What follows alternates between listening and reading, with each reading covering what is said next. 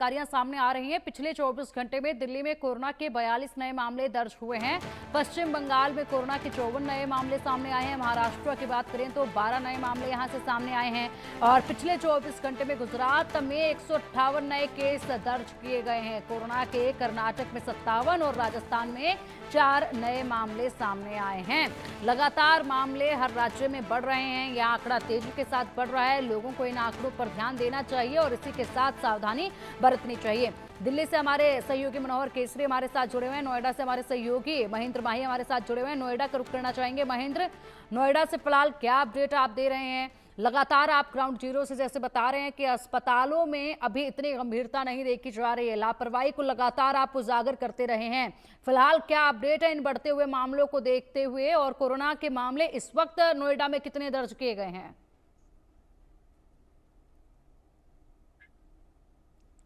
महेंद्र, आपकी आवाज नहीं मिल पा रही है।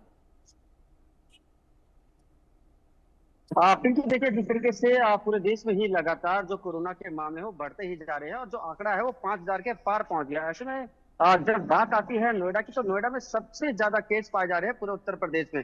बीते 24 घंटों की बात करें तो 3 नए मामले आए हैं और पूरे जनपद में सक्रिय केसों की बात करें तो 222 जो है सक्रिय केस है। ऐसे में आज हमारी बात डिप्टी सीएमओ टीकम सिंह सोई, तो उन्होंने बताया किस तरीके से। देखिए, एक अच्छी खबर यह है कि जो 222 पेशेंट है उसमें से 90% पेशेंट ऐसे हैं जो कि जिनका उपचार हुआ, जो कि खुद ही ठीक हो गए, यानी कि घर में उनको आइसोलेट किया गया और अधिकतर जो पेशेंट है वो ठीक हो गए। इनमें से 6 मरीज ऐसे हैं जिनको आईपीडी में भर्ती कराया गया और कुछ दिन पहले 3 माह की बच्ची की मौत हो गई थी। मौत इसलिए हुई थी क्योंकि जब उसको नोएडा के जिला अस्पताल में भर्ती कराया गया था, फिर उसको दिल्ली के चाचा नेहरू अस्पताल में भर्ती कराया गया, जहां उपचार के दौरान उसकी मौत हो गई। रिपोर्ट जब सामने आई तो पता चला उस बच्ची को पहले निमोनिया था और पानी की कमी थी, और जब आखिरी रिपोर्ट डॉक्टर ने देखी तो पता चला उस बच्ची को कोविड भी था।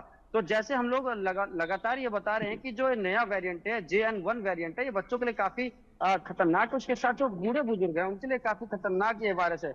जो नौजवान है वो तो झेल जाएंगे, क्योंकि अधिकतर जो नौजवान है वो जो 222 की मैं बात कर रहा हूँ उसमें से 130 के आसपास तो नौजवान है, तो उनका तो इलाज घर पे ही हो रहा है और कहीं ना कहीं वो ज्यादा रिकवर हो रहे हैं। मगर सबसे ज्यादा परेशानी की बात है घर में जो बुजुर्ग हैं और घर में जो छोटे बच्चे हैं उनके लिए काफी परेशानी की बात है। और सीएमओ का भी कहना है कि देखिए, अगर आप घर से बाहर निकल रहे हैं, खासकर जहां पब्लिक गैदरिंग होती है, यानी कि जहां भीड़ भाड़ वाले इलाके होते हैं, खासकर मेट्रो स्टेशन या सरकारी बस या तमाम ऐसी जगह जहां लोग बाग इकट्ठे होते हैं, तो वहां पर मास्क जरूर पहने। और दूसरी बात, क्योंकि नोएडा में सबसे ज्यादा केस इसलिए आ रहे हैं क्योंकि नोएडा दिल्ली से टच है और लाखों लोग हर दिन कामकाज के लिए दिल्ली से नोएडा आते हैं और नोएडा से लोग दिल्ली जाते। तो ऐसे में कहीं ना कहीं जो स्प्रेड होता है वो यहाँ ज्यादा देखने को मिल रहा है, क्योंकि पूरे उत्तर प्रदेश में एक तरफ और नोएडा की बात करें तो एक तरफ यहाँ केसेस ज्यादा बढ़ रहे हैं। बात करें कोविड की जांच, तो डिप्टी सीएमओ टीकम सिंह का कहना है कि देखिए, हम उन मरीजों का जांच कर रहे हैं जिनके अंदर बहुत ज्यादा सिम्टम आ रहे हैं, यानी कि काफी तेज बुखार है, खांसी है, जुकाम है, या सिर दर्द है, या